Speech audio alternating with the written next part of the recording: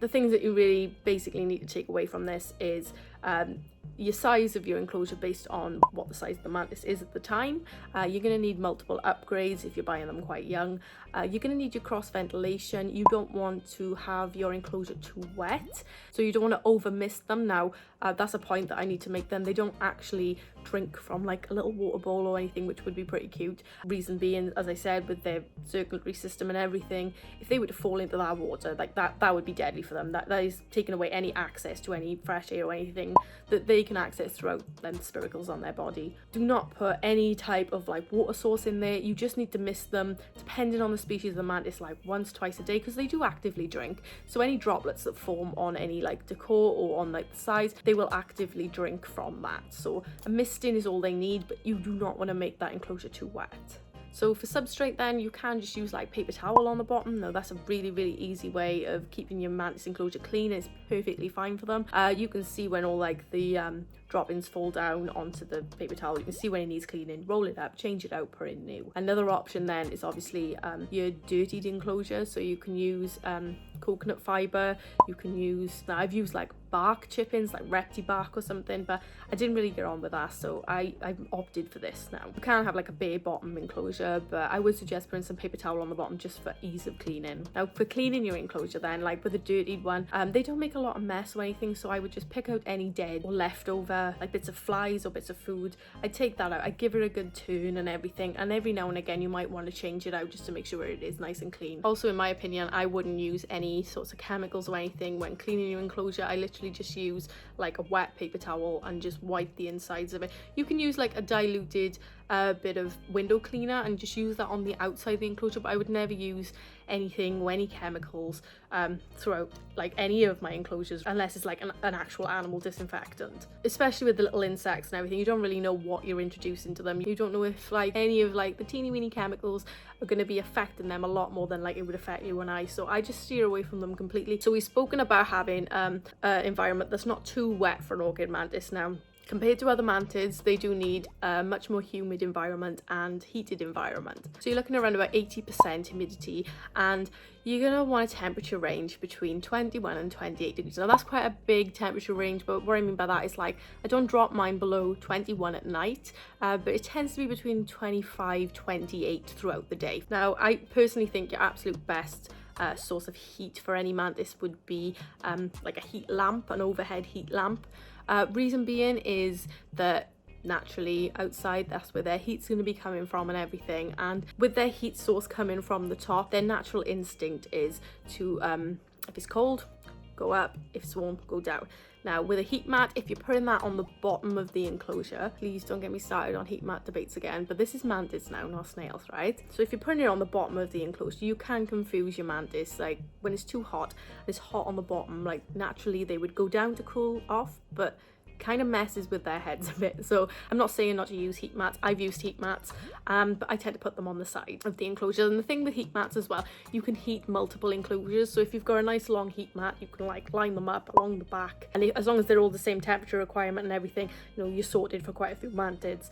Same with repti cable, you can just run that along the side as well.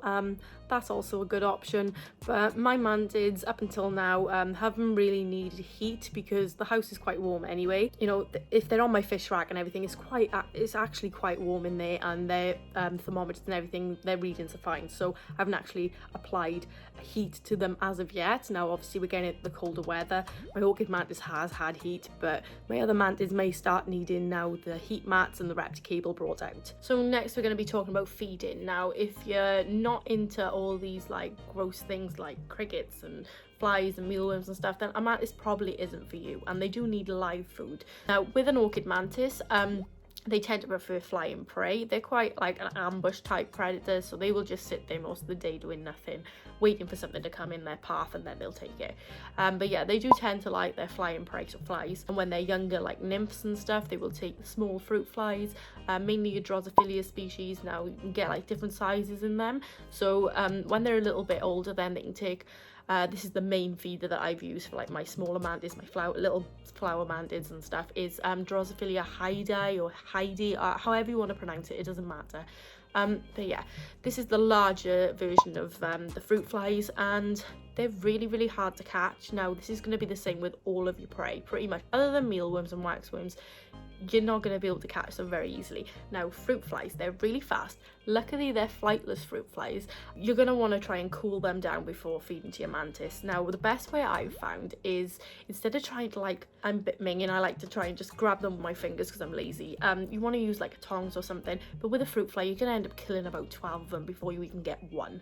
So try and cool them down a bit. Now, you can put them in a fridge. I suggest you invest in a little mini fridge, especially if you've got a couple of mantids. You're not going to really want them in your fridge. So you can cool them down, and when they're cool, just like tap them on your hands. So tap the tub like this. I'll show you what the tub looks like. They all fall at the bottom, and then sometimes you can get them with like a little hole in the top, and just use them like a salt and pepper shaker and like salt and pepper them into the enclosure. You only want a few anyway, and when they're a bit larger, then you're going to want to progress onto like green bottle flies, house flies, blue bottle flies.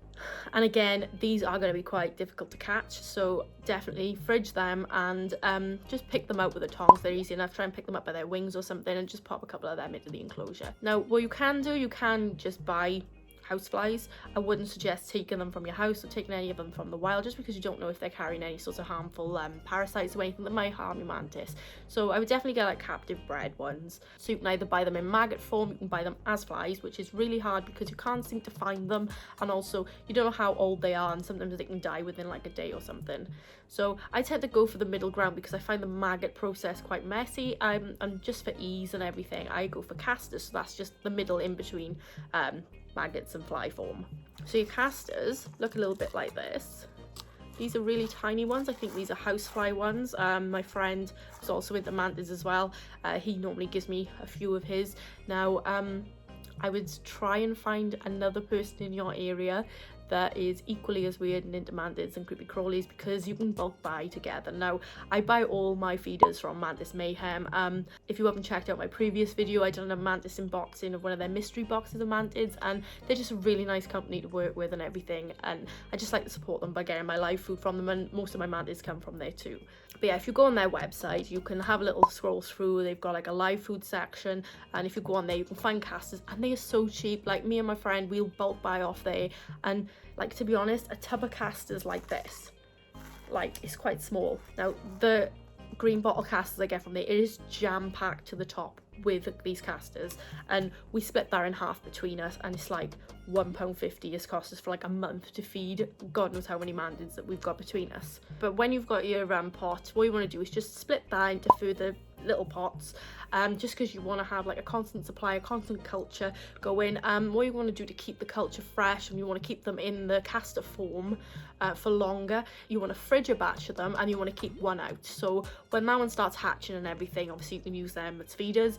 As that starts to dwindle, then you want to take another one of these pots that you've split out of the fridge and let that grow up before your fly culture completely dwindles and dies. And you just want to keep rotating it like that, and you've got like a pretty sturdy supply of flies for like a month or so. Now, another option for when they're a lot larger is like Turkestan roaches, dubia roaches. You can use mealworms as well. I tend to use them more as a treat, especially waxworms, because like they're full of like disaccharides and everything, and they're just extremely sugary, and they're not exactly a good staple diet for your mantis. But yeah, my orchid mantis particularly likes waxworms, so she will get a treat now and again, and I'll order some in. Now, your Turkestan roaches, or red runners, they are extremely fast. I really don't like them at all. Right, that one. But I've bulk bought them because obviously I've got back at the reptile hobby. I've got my gecko, she loves them. So yeah, I'm killing two birds with one stone for my larger mantids and for my gecko. But yeah, I've kind of got the knack now of like catching them with my tweezers and stuff. Before I was totally useless. Now you can cool them as well. Just pop them in the fridge for a little bit. Not too long though, and they will just succumb to the cold, and you can feed them to your mantis. Now, if you've got feeders, you want to look after your feeders as well as, you know, your mantis themselves. So with like your roaches and stuff, you want to make sure that you're feeding them their fruit and veg and everything, just so that they're well fed, ready to pass on that nutrition then to your mantis. I've had a delivery today of some wax moss larvae. You can change out like their little like substrate stuff with some rolled oats. So I tend to do that when it starts to go down a bit. But yeah, this is one of your wax moth larvae. They're quite furry and stuff. Like, I don't get grossed out by insects, so they're absolutely fine. But yeah, my mantids really like these, but they would eat these all the time, which is the problem, so it's just now and again. Now with these will start to turn into like little pupa and stuff, little cocoons, chrysalis, whatever you want to call them, and they will then go into moth form. So if you notice, you've got quite a few. Like, I've bought loads and I shouldn't have bought this many, but like half of these now are probably going to end up turning into moths, but that's fine because flying prey and everything, they will eat the moths, and it is quite safe to feed to your mantids. So that's your wax moth larvae. But if you're using other types of mealworms now, you might want to watch with the size of them. They've got quite strong jaws, some of them, especially like superworms. Oh my god, they're really scary. And I do normally like take the heads off with them just to make sure that they're not gonna be like injuring, especially my gecko. I don't want them biting or anything. And what I do with that then is I will literally just chop the head off, as minging as it sounds, but it's safer for my animals. Now this is one of my fly cultures. As you can see, they're pretty minging. It's like all like the spitty stuff that they spit out of their mouth. They are quite minging, but it doesn't really bother me. But yeah, I've got some casters at the bottom, and then you can see they've started hatching now into flies. So I have got a mini fridge, and I will just fridge them, and that will keep them fresh for quite a bit longer. And you don't have like your whole batch of casters hatching at once and you split them up, and that means then obviously if they all hatch at the same time, they could all end up dying at the same time, and then you run out of your fly culture and you run out of food for your mantids. So try and plan that in advance, and also get your food in and get your enclosure and everything in before you even purchase your mantis. Now your orchid mantids, they're quite jumpy little mantids, and you want to be sat down when you're holding them because you don't really want them falling and hurting themselves or anything. You don't want them falling from a great height. When they're this size, they do fly, so if you're not into flying bugs, definitely don't purchase an orchid mantis. Seeing as she loves these wax moths so much, I'm going to see if she will take it for you on camera now. She did eat one of the Turkestan roaches yesterday, so she might well not take this. I've left the lid off them. That's not something that you really want. So now on to sexing your orchid mantis. This is extremely easy because obviously you've seen the size difference between male and female. Like, that is a massive telltale sign.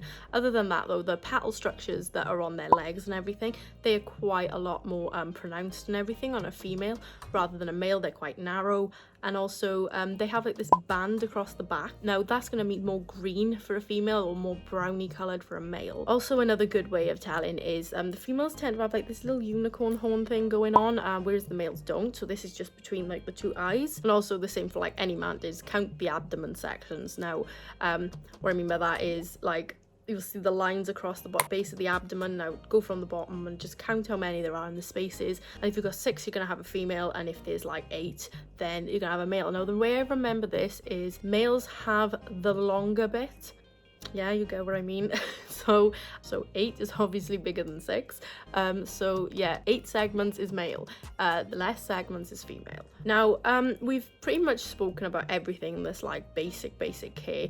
Also though, I did speak to the mantis community, as I said, and I asked them if there were any like particular points that they'd like me to bring up to anyone beginning in the hobby or anyone that's like impulse bought an orchid mantis. Now apparently a lot of the deaths that occur within this community and when they've had them on their Facebook groups is because of holding their mantis too soon after a molt. Now I didn't think of this because it's kind of common sense once you've been in the hobby for a while. You just know not to hold them, but you gotta leave them around about 2 days after having a molt because you don't want to be holding them when their exoskeleton is so fragile and everything. You want to just leave them be, leave them hanging. At the end of the day, in the wild, it's not natural for them to be held, so I mean, you don't even need to handle your mantis at all if needs be, but obviously it's nice to get them out, have a little look at them and everything, and check them over, you know, just to check their health and everything. But you don't need to be holding them all the time, and definitely not soon after a molt. So leave it around about 2 days. Now the main concern with them was like over wet in the enclosure. Like I said, like they do actively drink, but you don't want to make that soaking wet in that environment. I also when you're feeding them as well, this is another little point that I could bring up, is sometimes people don't know if they've overfed them or if they're underfeeding them. The way to tell is literally by the size of the abdomen. So they will go quite flat actually if they haven't been fed. So looking at from the side, if they're quite flat, they definitely need a feed, but don't overfeed them either.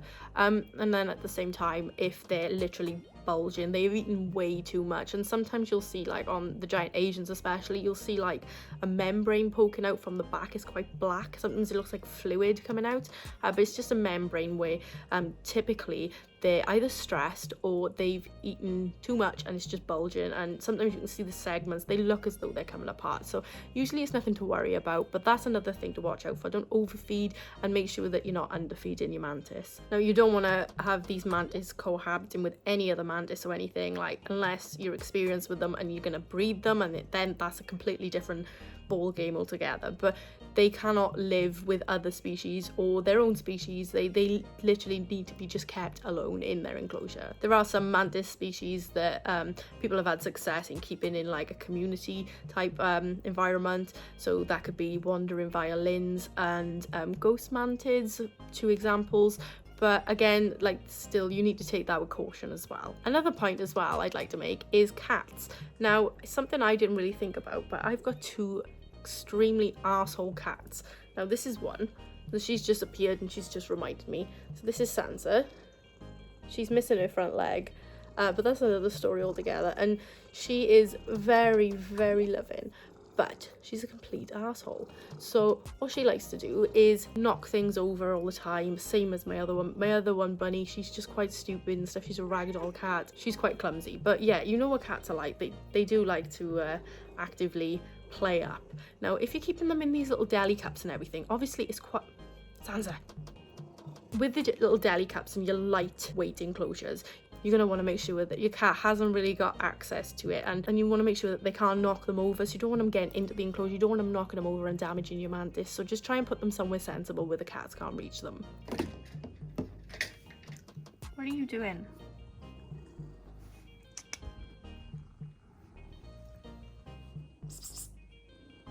So yeah, basically I think that's everything now. So obviously you've got your enclosure, you want to make sure it's not too cluttered, you want to make sure that there's no spaces that they can molt from where they shouldn't be. You want to be making sure that they molt and hang from the top. So yeah, try and advocate that with like straight decor and stuff, and no jutty out bits with fake plants and stuff. And you want to make sure the size is right for the size of the mantis at that time. You want to make sure it's not overly humid. You want to make sure that you're not using like chemicals and stuff in there. You want to make sure you're using the right type of enclosure for the right type of mantis. As I said, some can't climb glass and everything. They've got to be housed singly, and you should have a hygrometer and a thermometer in there, as well as your thermostat on your heat source. On your feeding, then you need to make sure you've got the right sized flies or whatever prey it is for that mantis at that time. There's a lot of information out there, especially like I said on the Facebook groups, as to what you can feed and when. Now, a lot of breeders also provide this information, and sometimes you can buy them from the breeders, and get your supplies in before you purchase your mantis. Make sure you're doing your research and you're getting your supplies in. You're going to want to take into consideration your cross ventilation, extremely important, and say no to anyone trying to sell you a DIY enclosure with just a vented top. No, you don't want mason jars or anything like that. You want to stick to, you know, your bog standard enclosures. You can do it cheap, you can do it expensive, whatever you want to do. There's plenty of options other than mason jar. Make sure you're doing your research. That is the most important thing. Do your own research as well as watching YouTube videos. Now, there's a lot of crap out there on the internet as well. You know, hopefully you're not going to find this video crap and it's a bit more informative. Hopefully, as you well know, there is a lot of crap out there on the internet. So if anything, like, try and steer towards research articles, but like, understandably, if you're having trouble with that, you're not getting the full research article, you're not really familiar with those sorts of things, then by all means go on the Facebook groups. There's a lot of experienced people there, and they are mainly willing to help you. But yeah, don't just take one YouTube video and decide like that's gospel, I need to completely follow that. Not even mine, just don't. So yeah, I just wanted to be that responsible person that can pose with all these mantids all over my face and everything, and make these weird selfies and take nice pictures, but also not be an idiot and, you know, give you the information that you need.